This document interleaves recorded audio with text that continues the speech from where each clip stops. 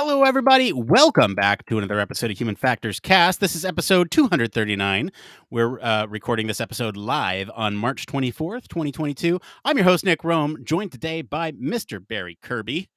And good evening. How are you tonight? Good evening, Barry. I'm good. We're going to see if technology issues are good too. But technology issues aside, we do have a great show for you tonight. We're going to be talking about sex, not biological, the act of, as a form of distracted driving. And later, we'll be answering some questions from the community about needing good handwriting skills in UX, coping with job rejections after receiving positive feedback, and we'll discuss the merits of having a research portfolio. But first, some quick programming notes and a community update here. Barry, on your show this week, you dropped a new episode on 1202 podcast, right? Our sister podcast. You want to talk a little bit about that? Yeah, so we dropped that, and it was all about musculoskeletal health and an app that will help us do that. Not only help you keep good musculoskeletal health, but actually, if you have an injury, help you recover from it. And that's proving really popular already. Lots of really good feedback from people who have found that it's, just talking about that is something we don't really talk about very often, was really good. But next week, we got one going to get recorded, and it's all about how people act in crisis situations, particularly fire, and what we can do around that. But I'll tell you more about that next week. Stay tuned for that one. In addition to the exciting stuff we have over on 1202, the Human Factors podcast, we also have coming up next week for you all on Friday. It's going to be another HFES presidential town hall. So I'll sit down with HFES leadership to kind of talk about what is going on in the state of human factors as a field, as well as the organization. So please join us. It's going to be at 10 a.m. Pacific, 1 Eastern. It's going to be on all our channels as well as all the HFES official channels as well. So do check that out. All right, we know why you're here. You're here for this sexy story. So why don't we go ahead and get into it? It's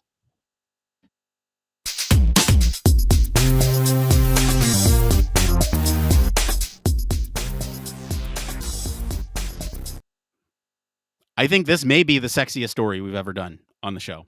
This is the part of the show all about human factors news. Barry, let's break it down. What do we have this week? So this week we're talking about understanding sexual activity whilst driving as a form of distracted driving. So researchers from Queensland University of Technology recently conducted a content analysis of 270 Pornhub videos featuring drivers in moving vehicles engaging in sexual activities. The research was conducted to investigate how sexual activity whilst driving impacts a driver's performance. The focus of the study was to understand interactions with road safety and driver behavior. So the researchers found that a third of drivers didn't wear seatbelts whilst the vehicle was moving.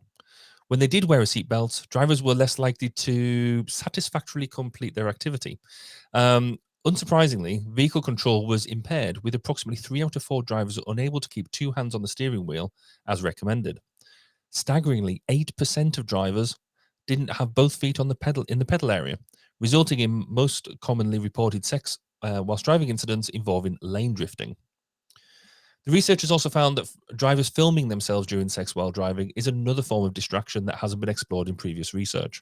Similar to other types of distracted driving, the researchers found that drivers engaging in sexual activity whilst driving appear to mitigate risks, citing a concern for potential legal sanctions. When considering this, it appears that drivers may attempt to conceal sexual activity by reducing their visible nudity and minimizing interactions with other road users. Mobile phones and cameras appear to interact with sexual activities while driving by imposing potential restrictions on the range of sexual activities. Implications for policymakers and practitioners are discussed within the paper. On a final note, sex while driving is risky behavior that requires both multidisciplinary and cross-sectoral collaboration to address. Health, transport, and education all need to work together. So, Nick, sex while driving, do the findings here do it for you? Well, so look, we actually talked about this at our pre-show last week. We found this one right before the show. Then I think it was kind of in the next news cycle. We laughed at this during the pre-show because we thought it was kind of a funny topic to talk about, and the way that the presenter on Twitter kind of went through their thread was very humorous, and the gifs that they were using. But man, this is actually a really awesome story, and something that I think maybe is quite novel in its in its in its study. So, Barry, what are you thinking about this study in general? So in general, I think it clearly does throw up a lot of questions. Not all of which I'm sure we can actually ask, never mind answer tonight. But there is kind of and we sort of said it before with some of these things. There's a bit of a well duh moment about this, because clearly if you're focused on one activity, you're not going to be as focused on another activity. So, and but when we, I guess there's the science behind this as well. It is using porn videos, exactly really good experimental procedure. I mean, where's the control? Where, that type of activity. But there, again, it's something that a lot of people I think would be really adverse to engaging a lot, because people get embarrassed. But it's the, should we be talking about such things? And I think absolutely we should be. There is a cultural bit as well. I think, in the US, most of your cars are automatic. Whereas in the UK, you can't have 2 feet out of the pedal area, because we got more pedals to move. And I think we'll probably hit it up later, but would this get worse or better depending on your perspective with autonomous driving and things like that? I think it just throw up a lot of questions that I think we should dive into. Yeah, those are good questions, and I don't think most of our cars here are automatic, which is actually kind of an important distinction. Oh, I yeah, no, I good would show. I would say maybe 1 in 20. I don't know if that. So yes, I think this is a great story for us to use as kind of a springboard to talk about risky driving behaviors in general, and then kind of what distracted driving really means. So there's a couple different ways in which risky driving behaviors are characterized. And what we're going to be using tonight is kind of data from the National Highway Transportation Safety Administration. This is here based in the States. We do a lot of driving here in the States. I know that's different in various places of the world, but I think it's important to note that, here in the States, we do have a lot of data because we drive a lot. So we'll be using that as kind of the baseline here. Do we want to talk about these one by one? Barry, do you want to go over the first one here? Yeah, so drunk driving, the basically consuming alcohol whilst driving. So every day, about 28 people in the US die in drink driving crashes. That's one person for every 52 minutes. 2019, just over 10,000 people lost their lives to drink driving. Those are deaths that are all preventable. But it is in the UK, we have similar problems, and it's something that we really need to get into. But it's something that gets studied quite a lot as well. Do you want to talk about drug impaired driving? Yeah, and a lot of these are very simple kind of explanations of what these risky driving behaviors are, but we are giving some of these statistics to kind of contextualize exactly Mm, why they're risky. But yes, drug impaired driving, it's completely illegal everywhere here in America to drive under the influence of anything like alcohol, marijuana, opioids, methamphetamines, any other potentially drug prescribed, either over the counter or prescribed, that is sort of impairing, right? So it's completely illegal to drive with any of those. Uh, they say impaired driving or buzz driving is drunk driving, and I think that's the same here. If you take a drug that impairs your ability to um, basically react and perform in a way that's going to be safe for you as the driver and any passengers in your vehicle, as well as everybody else on the road, then we're talking about risky driving behavior here. So, driving while impaired by any substance, legal or illegal, puts you and others in harm's way, like I kind of said, right? And in terms of safety facts for this one, 56% of drivers involved in serious injury and fatal crashes tested positive for at least one drug based on studied trauma centers. And that's from 2020. So, fairly recent data, um, which is kind of shocking. So the next bit that we look at is obviously seatbelts. Seatbelts are now pretty much mandatory. Well, they're mandatory in the US, mandatory in the UK. So one of the safest choices drivers and passengers can make is to buckle up. So many Americans understanding the life-saving value of the seatbelt, the national use rate was at just over 90% in 2021. They reckon that using a seatbelt saves just under 15,000 lives in 2017, and understanding the potentially fatal consequences of not wearing a seatbelt and learning what you do to make sure you and your family are properly buckled up every time you need to do that. I said that it's mandatory to wear them in the US. Is it? It's definitely mandatory to wear them in the UK. But just checking before I do make gross assumptions there across the pond. Yes, it is the law. It is the law to wear your seatbelt. It's shocking to me that still only 90% wear them. The 10% that don't, I don't understand why. It saves your life. Why? It's Anyway, interesting culturally, actually. My granddad really doesn't, and he still doesn't like wearing seatbelts. And even when he goes in and will wear them, will put his hand under the cross belt that goes across your chest and pull it down from his chest, because he says he feels it's constraining him. Now, I do think it is a cultural thing. A generational thing. That actually most people, younger people now, just wear a seatbelt without really thinking about it. But it's just a scam from the big seatbelt companies, man. They're yeah. just trying.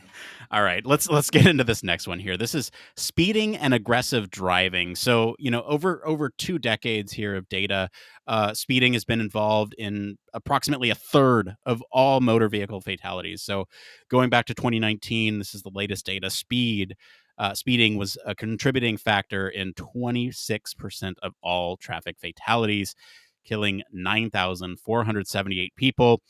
If you thought we were just talking about sex in this episode, no, we're talking about death too. So when we're talking about speed and this aggressive driving, we're talking about how speed really affects your safety because from a human factors perspective, it kind of reduces the amount of reaction time that you have to do something. But this also isn't just talking about speed when considering like a speed limit. This is also considering road conditions. So things like during bad weather, when the road is under repair, or an area that's not well lit at night, right? So we're talking about these types of conditions. Um, when you talk about speeding, right, it really does endanger everybody. Um, there's someone walks into the road with a speeder and it's over. And it's tragic. Um, and I mean, there is something to be said about speeding on the road, right? That we're all sort of familiar with these frustrations with modern life and kind of juggling these busy schedules that we all kind of make for ourselves. But when thinking about speed limits, right, these are highly researched things that human factors professionals actually have a lot of say into, and they are put into place to protect everybody. So the limit is the limit, and my wife always gets on me about this because I say no, the limit's the limit when she says I'm driving like a grandpa. Yes, but it says 65. I'm not going to go 70. Anyway, that's my 2 cents. There's this next one, and then we'll get into everything else. Yeah, interesting thing about the speed though. We are going through a thing in Wales at the moment where they're looking to try and so we have 30-mile-an-hour limits going through urban areas, and they're looking to reduce that, basically blanket reduce it down to 20 mile an hour. It's interesting seeing people's reactions to that consultation at the moment. The last bit is around here is around drowsy driving, and I'm sure this is something that most drivers have done at one time or another, particularly if you do a lot of miles. So fatigue has costly effects on the safety, health, and quality of life. Whether fatigue is caused by sleep restrictions due to new babies, waking every couple of hours, or late shifts, long shifts, hanging out late with friends, or just a long and monotonous drive for your holiday, or even for work. And the negative outcomes can be the same, and that is impaired cognition and impaired performance. That will result in crashes, workplace accidents, and health consequences. So this whole drowsy piece can be really difficult to tackle when your lifestyle doesn't align with avoiding drowsy driving. As you just mentioned around wanting to be in your vehicle a lot more, we live in a 24/7 society with an emphasis on work, longer commutes, and exponential advancement of technology. People don't get the sleep that they need, and I can really, really talk about that a lot at the moment. But effectively dealing with the drowsy driving problem requires really us to fundamentally change our societal norms, and especially attitudes towards drowsy driving. So we've done quite a lot of the risky driving behaviors. What is distracted driving? Can you give us an insight into actually what distracted driving is? Yeah, we'll talk about distracted driving. I do want to make one kind of comment on all the ones that we've covered so far, and including distracted driving. A lot of these statistics are based pre-pandemic, and so these statistics are going to change over time, especially as more people are working from home and people are commuting less. there's going to be some differences in the data. So I just want to kind of caveat all of this stuff that we're reporting on now, right? A lot of this stuff is from 2019, 2021, 2020. So it's like kind of before or during the beginning of the pandemic. It's still a little bit out of date, is what I'm saying here, and I just take that with a grain of salt. So yes, let's talk about kind of the main course here, distracted driving, and we can talk about it in the lens of this article here, which is suggesting that sex while driving could be a form of distracted driving. So let's actually break this down. So distracted driving, this could be defined as any activity kind of that takes your attention away from um, activities critical for safe driving or operating a vehicle, right? So these distractions can be categorized into three different areas. If you think about visual distractions, manual distractions, or cognitive distractions, if you want examples of each, right? A visual distraction might be looking at a phone to read a text message. That is something that is distracting you from looking at the road. You are looking at manual distractions. These are sort of the activities that take the hands away from the wheel. So not taking the the article into account here, but another example might be sort of dialing a handheld phone, right? So you hold the phone in Yeah. one hand and you're dialing the other, and you're holding the steering wheel with your knees. And then the last one here is cognitive. And so these types of distractions is when a driver's mind is off the road. So this is anytime that your mind floats to a different thought, anytime that you are sort of thinking about work while you're on the road, those types of things, or sort of we talked about working on the road, like dictating an email while you're kind of talking to your phone, doing this on the road, right? That is Mhm. a you're taking your mind off the road. So there's a lot of different distractions that require a mix of any one of these three sort of cognitive resources at any given time.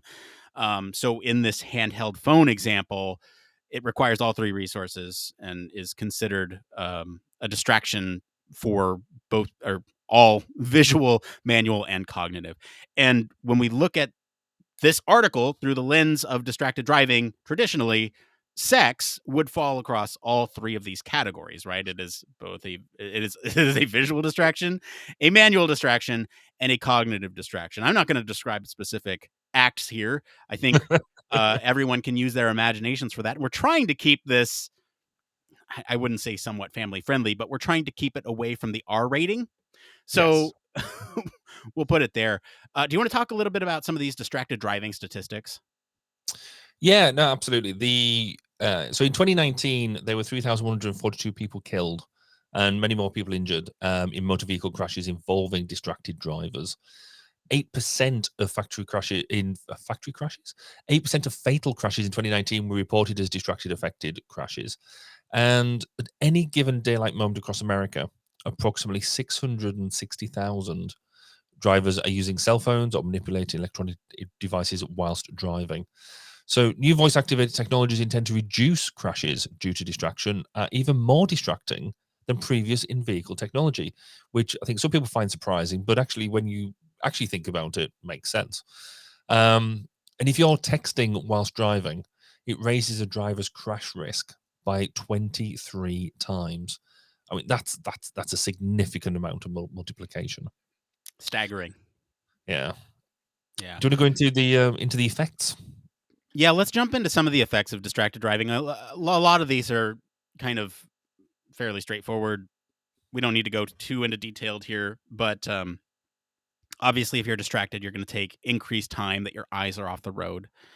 You're not going to be looking at the road, which is giving you critical visual information about the state of everything. Talk about situation awareness when you are dipping out of that situation awareness for a couple seconds to answer a text or uh, have sex, then you are, in fact, not looking at the road, right? You're also having an increased reaction time to hazards, especially when you are looking at those cognitive distractions, right? So thinking about something else while you're on the road is going to increase the reaction time when, I don't know, a ball comes into the middle of the road from a kid playing in the street, or um, a tree falling. There's any number of things that could happen, We're also looking at increased braking reaction time, and especially if your feet are not in the pedal area, as this article says, right? That will have a huge impact on sort of your braking reaction time. And so, not only are you not able to swerve out of the way, but you are not able to brake as easily. Um, there's also a greater speed variability and slower mean speed when you are distracted driving, and slow speed can be dangerous too. And when we talk about speed variability, we're talking about kind of not a consistent speed, which can also be dangerous for drivers around you because they can't anticipate your movements if you are distracted doing other things and hitting the gas and hitting the brakes at an infrequent, inconsistent rate. And then sort of the we talked about the lane deviations and the lane departures within the context of the article.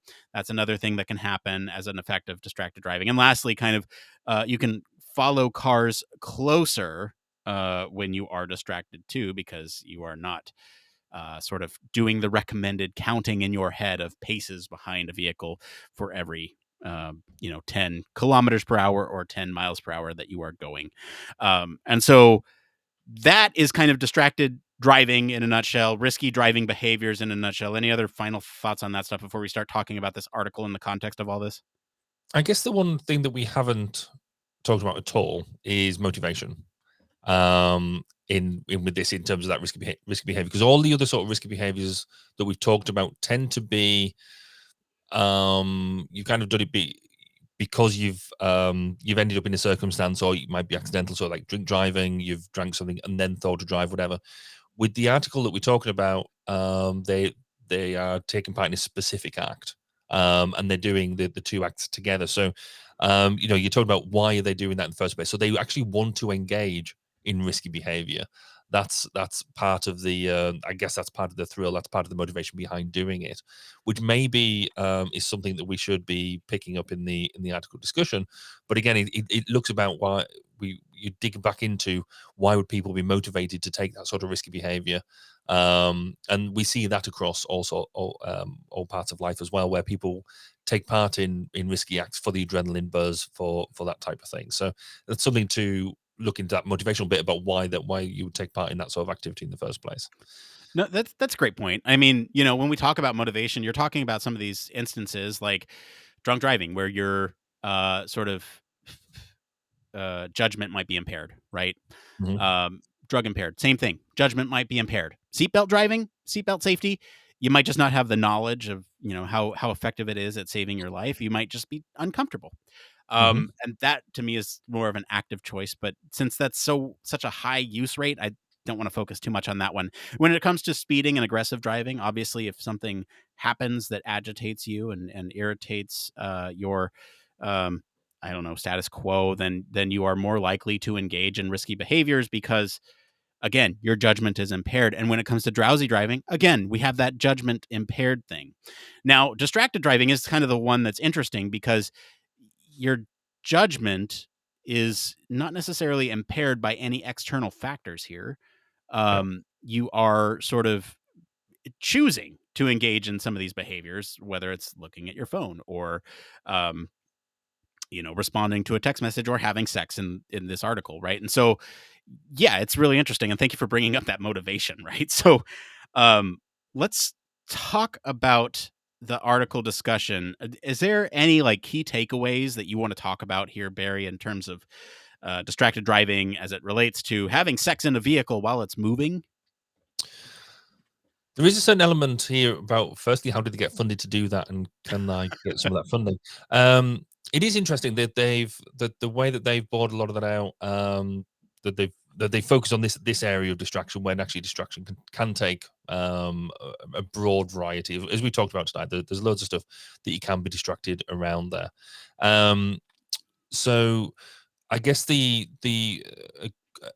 an interesting bit around it is, if you're looking at this behavior on the internet, then is that going to increase the risk of then you wanting to copy that activity? So how do you make sure that bit there is, is that the right thing to do? Should they be putting that sort of that material on there? Um, The bit that I mentioned in my commentary is the impact on future car development and autonomy. And I realize I've just stolen two of your points. That's fair enough. But the autonomy piece I think is really interesting because we've already seen accidents involving cars that have autonomous capability, where people know that they're meant to be sat there with their hands ready to go around the steering wheel, and they don't. They've been, they've been engaging in behavior that they knew was not what was required of them to drive. In some cases, they've been like in the back seat, and they've been asleep. They've pick almost any one of them behaviors above that we talked about. The autonomy element makes that more likely. Therefore, it does lend itself to we'll be seeing more of this sexual activity whilst in a car, because it allows the driver to be to not to pay as much attention to the road. I'll stop stealing your points now. What do you think No, about the? that's great. No, I think these points are great, and I think the interesting piece to me also, I'll jump on to the automated vehicles, because there's kind of a late breaking story that just happened this week. We posted in our news roundup on our blog. You can go check that out, and it's actually a candidate for next week's story. So if you want to hear about that, join us on Twitter, vote in the poll, or become a patron and vote there. But U.S. regulators here in the States no longer require fully autonomous vehicles to have human controls. So we are starting to go the way of where there doesn't need to be any sort of human input on these autonomous vehicles. And so acts like this might become more and more prevalent. And, it does kind of bring into question like the whole human in the loop concept, right? How do you kind of keep the human engaged with what's going on around you in case there is an emergency scenario? Someone crashes into you while you're having sex in a vehicle that's automated. Like, how do you react to that when you are distracted? Or even, as simple as something where you are working on a project on your laptop because, you're just, it's all automated. You don't need to worry about it. How do you keep the human in the loop? So it brings up that whole sort of question. I think one thing that I really appreciate is kind of the authors, one of the authors on Twitter, they had this whole thread here, and they kind of highlighted the importance of doing this type of research. And yes, there are questions about controls, but when you think about having sort of a study like this, there's a bunch of things that need to go right in order to have a true experimental study to Yeah, analyze. And this is sort of self-reported acts. And I wonder too, like, how much of this is professional, where they have, kind of a car in tow on a trolley, right? Or is this like user submitted, where it is actual people performing these acts in a vehicle that's moving? I don't know. That'd be an interesting question to kind of break down in sort of these 270 videos that they looked at. Um, so so I think, like I said, the thing that I really appreciate is that this author really breaks down sort of the importance of this. You already mentioned the future vehicles, you already mentioned the copycat behaviors. I think there's another one here that's kind of getting at how we think about distraction, and really starting to think about these distractions in very complex tasks, right? I think these distracted driving behaviors that really do take the visual, the manual, and the cognitive distraction all in one go. But then there's also these nested tasks that they talk about, such as undressing. And that is sort of a complex distraction to sort of describe these nested interactions where you are doing something else within a larger task. And so when we think about sort of our conceptualization of distraction, all these things are really important. And I think kind of the final note here is that this is an incredibly risky behavior. And like you said in the blurb, that this really does require a lot of different industries to kind of look at this, right? Health, how do you communicate that this is not a healthy behavior to engage in while you are on the road? Transportation, I would like to see how prevalent this issue is, honestly, like where the reports from like the NHTSA or any other government highway administration, like where are the reports, and how many of those in fact are as a result of sex while driving? And is it really that big of an issue to to talk about, or is this kind of a very niche area that still is kind of fun and cheeky to talk about? I don't know. But yeah, it's going to require a bunch of different sources to kind of solve this issue. And as it becomes more prevalent with these automated vehicles. Any other closing thoughts on this one, Barry? This is a fun one. Yeah, I guess there's two. One is if there is more research required, then Nick's email address is, and also if you listen back to Nick's final closing comments, you'll notice that he put in a lot of stuff there because his mum's listening, and he made out that he doesn't look at any of these sort of websites at all, which I thought was very clever. And my mum's not listening, so I don't need to get away with that. But no, I think it is interesting. I like research like this that is willing to cross barriers, is willing to make us think about what we're doing, and not, yes, people, it's sort of embarrassing and stuff like that. People don't like talking about sex and all that sort of stuff, but we absolutely have to on a whole range of topics. But this is quite, because it is dangerous. I get why people do this sort of stuff. It's fun, exciting, all that sort of stuff, but it's dangerous. So yes, so what are going to be the impacts of this going on? And also comfort. Surely you've got to make sure the seats in the car are comfortable for doing this sort of thing, which is also a human factor.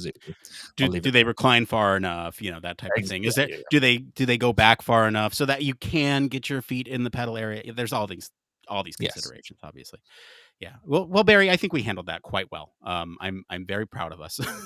Maturely, I thought we were very mature about the whole thing. Thank you to our patrons for this week, and thank you to everyone who participated in our Twitter poll for selecting our topic, and thank you to our friends over at Queensland University of Technology for our news story this week. This was really enjoyable to talk about. If you want to follow along, we do post links to all the original articles on our weekly roundups and our blog. You can also join us on our Discord for more sexy discussion on this story and more. We're going to take a quick break, and then we'll be back to see what's going on in the human factors community right after this. Human Factors Cast brings you the best in human factors news, interviews, conference coverage, and overall fun conversations into each and every episode we produce. But we can't do it without you. The Human Factors Cast network is 100% listener supported. All the funds that go into running the show come from our listeners. Our patrons are our priority, and we want to ensure we're giving back to you for supporting us. Pledges start at just $1 per month and include rewards like access to our weekly Q&As with the hosts, personalized professional reviews, and Human Factors Minute, a Patreon-only weekly podcast where the hosts break down unique, obscure, and interesting human factors topics in just 1 minute. Patreon rewards are always evolving, so stop by patreon.com/humanfactorscast to see what support level may be right for you. Thank you, and remember, it depends.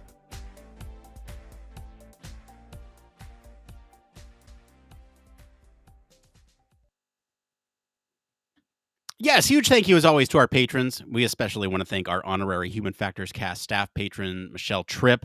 Thank you so much. Your continued support helps the show keep going. We're always looking for more patrons because the more we get, obviously, the more we can expand our capability and accessibility to others. We talked about this in the pre-show. But I do want to talk a little bit about our Discord. We do have a Discord server. It's, if you want to go to it, it's go.humanfactorscast.media/Discord. Very easy URL to get to. This is a great opportunity for you to get involved with other human factors professionals from all over the world. We're always having great conversations in there, and I'd like to take this moment to kind of highlight some of these conversations right now. I asked a question in there earlier this week about kind of what's the worst mistake that you've made in recent history, and we got some good answers in there. I won't spoil them here. You got to go to the Discord to check those out. Both Barry and I responded to that one. Additionally, there are questions about sort of breaking into sort of UX and human factors work from other domains. That's another conversation thread that's going on right now, in terms of kind of tailoring your past work for getting into the field of human factors, UX research, that type of thing. So there's always great conversations going on over there. Highly encourage anyone who's listening, if you want to get involved with the community, please go check it out. You can also chat with others in our voice channels. I'll occasionally jump in there while I'm looking for news stories. And if you are interested in the digital media lab, we do have, all of our lab chat is kind of done through the Discord platform. It's hidden to the public, but you can interact with all of our lab members and kind of ask them questions if it's something that you're curious about and if you're interested in that type of thing. it's an incredibly effective tool. Anyway, Discord bump done. I think it's time that we get into this next part of the show we like to call. It came from.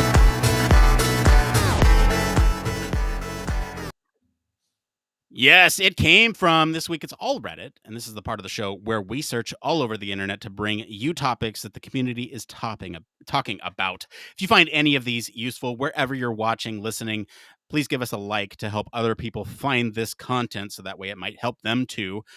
Barry, I have selected a somewhat controversial topic because you did one last week on what was it, the paper prototyping. I have chosen one this week on handwriting. I want to talk about this one first. Evangelizing that UX and UI designers or human factors practitioners improve their handwriting to be more on par with industrial designers and architects. Why? In front of clients, handwriting is an autobiography. It creates clarity, builds trust, and increases confidence. This is by Sachio222 on the user experience subreddit. That's it. That's the post. It is a link to a video. You can watch it there. We'll put the link in the description. It triggered me, Barry. Here we are. What do you think about this concept? Do UX folks, UI folks, and human factors folks need to have good handwriting in order to sort of communicate concepts in front of clients? No. Next question. So from my perspective, my handwriting's terrible. So, I'll put my thing out there. That's why I type most of my stuff up. But I think the main point I think I use this is if I'm workshopping, and that can be whiteboarding on Post-its and things like that. But it kind of, for me, gets out a lot of the passion that you're talking with. And all them sort of notes and that type of thing are all very much of its time, and you'll probably transcribe them later and that type of thing. If I was writing longhand reports, then yes, my writing would have to get a lot better. But I think if I could write neater, then yes, that would be an obvious advantage. I'm definitely not saying that. But am I going to sit there and slow down my creative thought just to get my handwriting so everybody can see it? Possibly not. I guess you look at different skills in the room. If there is somebody with better handwriting than me, then I'll pick on them to do the whiteboard stuff. But I think you shouldn't be picking. I don't think you should be picking on people for the state of their handwriting. It's more that you're likely to get more people to turning off engaging with your activity if you're just going to critique them on the way that they write.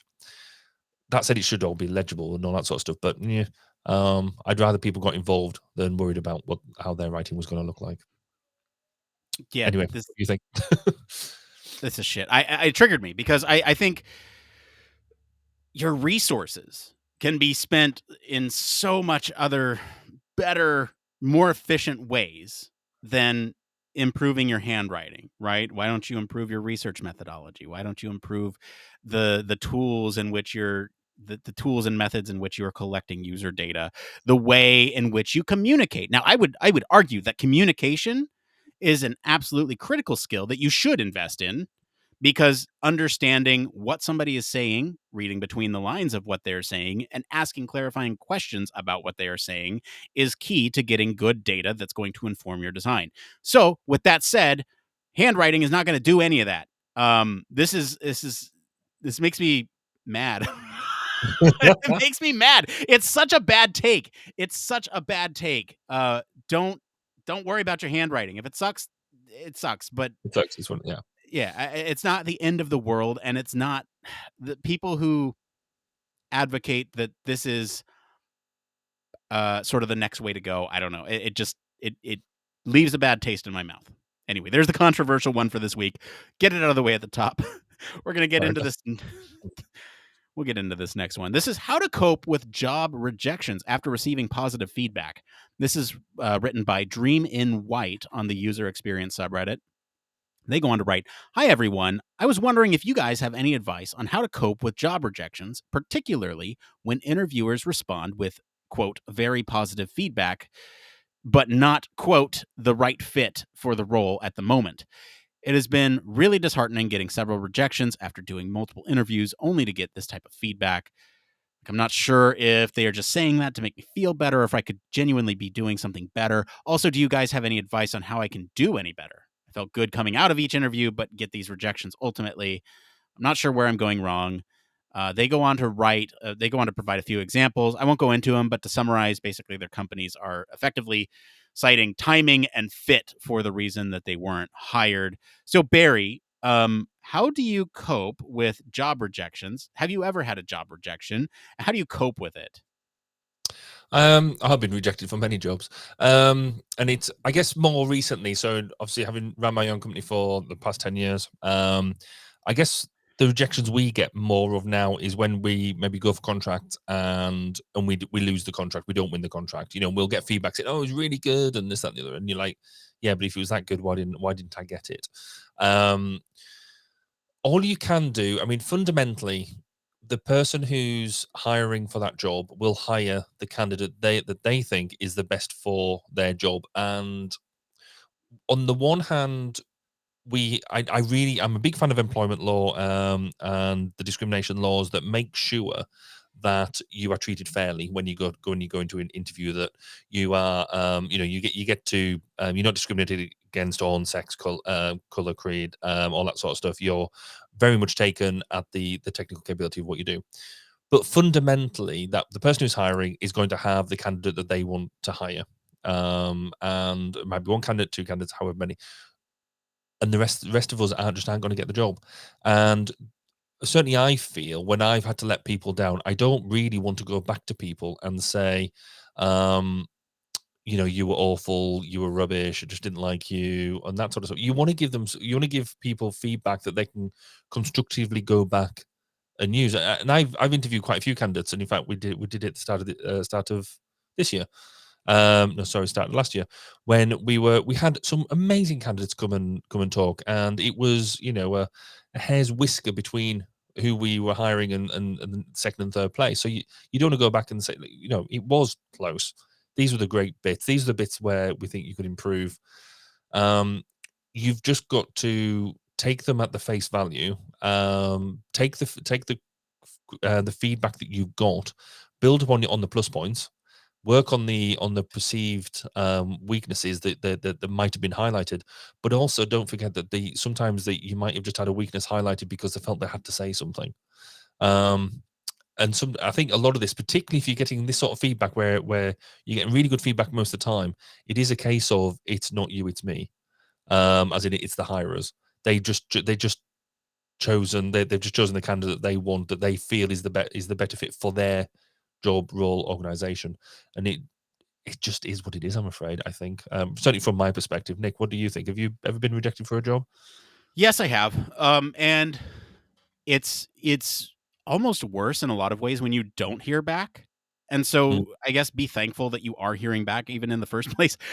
So you can think that you have like this amazing sort of rapport with the team and with everybody involved in the hiring process, and you feel like you gel with the company. But honestly, it could be any number of things that they chose not to hire you for. And Barry, like you said, it could be kind of just teetering on the line, flip a coin, who gets it, right? Like there's a lot of good candidates out there, and if for whatever reason somebody is just a better fit culturally, then that might be a consideration, right? It could be a culture fit, it could be a convenience fit. You might not live as close, even though you're remote, you might not live as close to the rest of the team, and that might be a consideration too.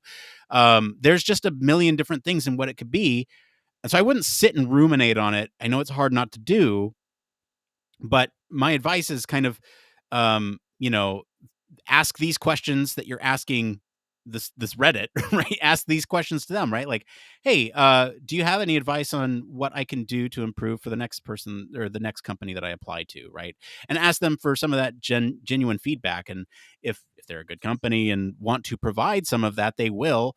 What do you have to lose, right? They already said they're not going to hire you, so you might as well get something out of that process and sort of really analyze what went well, what didn't, and maybe try to figure out what it could be, but don't drive yourself mad doing that.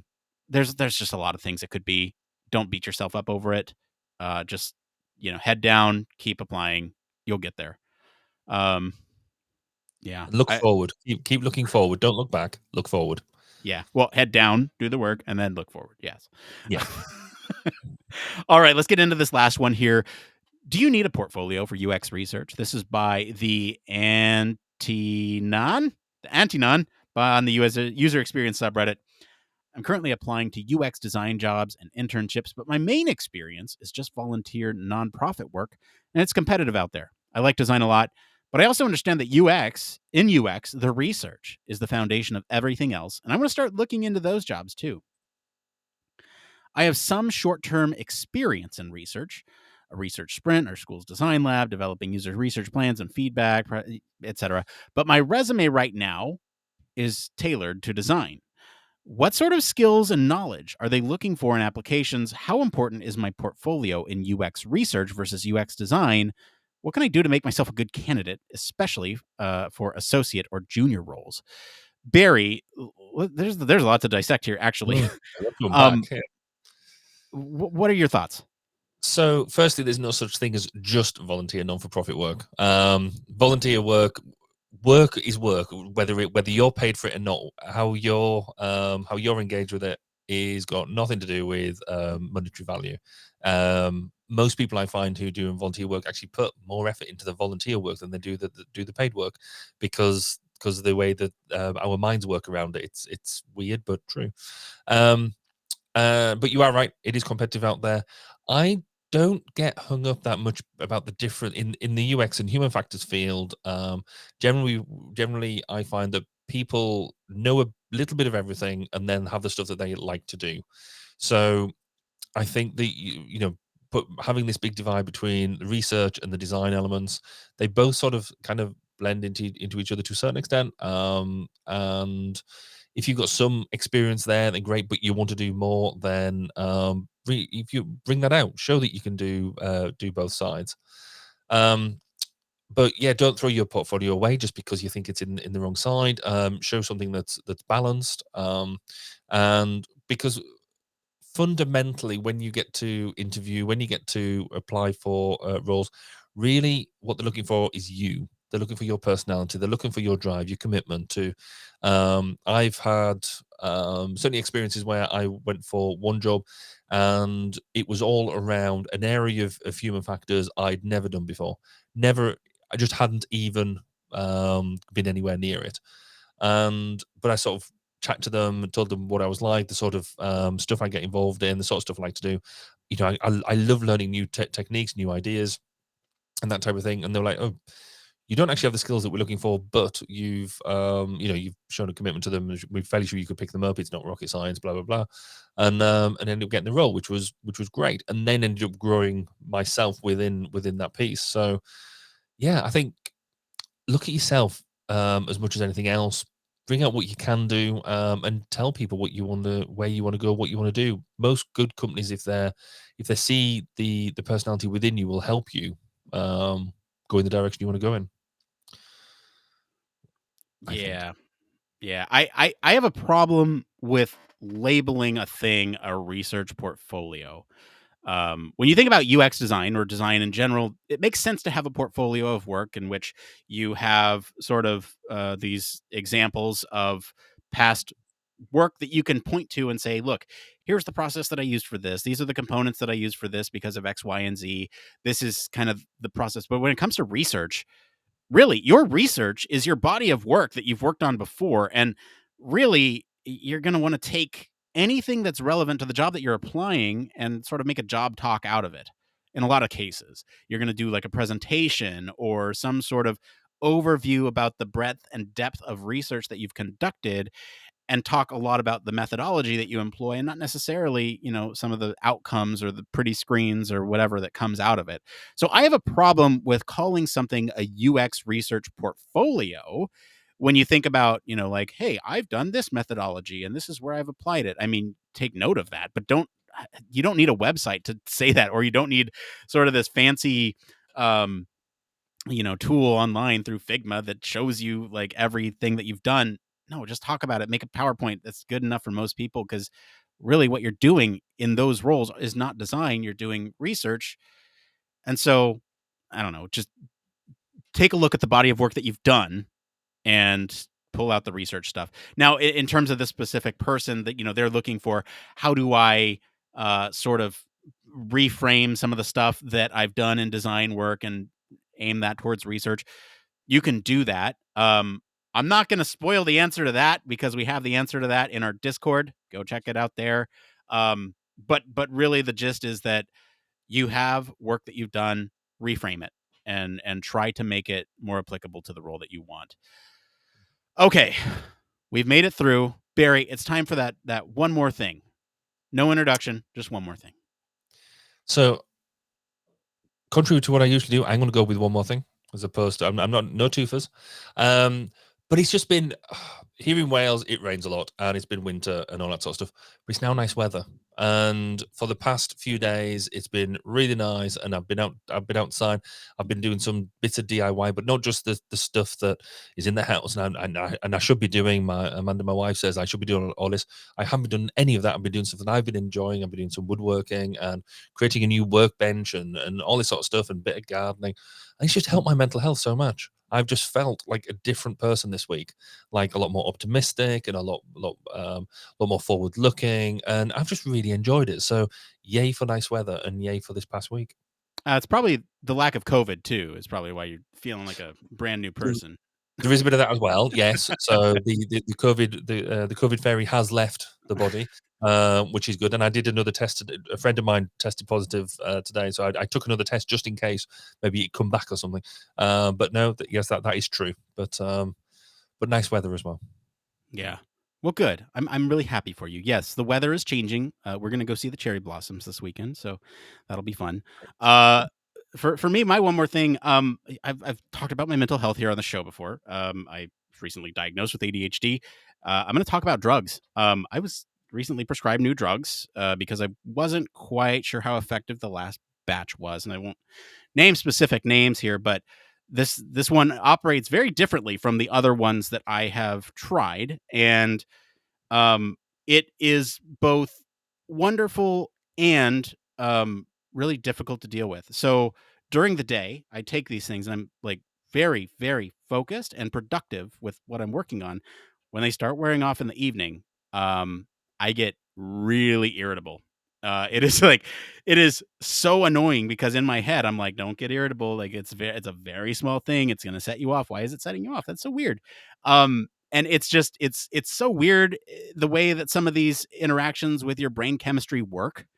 And I just find it endlessly fascinating to like I'm treating this like trial and error, right? Like this is going to be like a month long, maybe month and a half long trial at various dosages and various combinations with other medication that I'm taking. And so it's like it is this interesting way to approach it from like a scientist perspective of like, well, how is my body reacting? And I'm trying to like take that objective perspective and being like, yes, I'm very much more irritable when this thing wears off and I can feel it wearing off and I can feel it coming on and I'm noticing a marked increase in my productivity at work. And I am, like I'm writing notes about this so that way I can come back to my prescriber and say, here's everything that's going on. And I am treating it like an experiment and I'm comparing and contrasting across groups.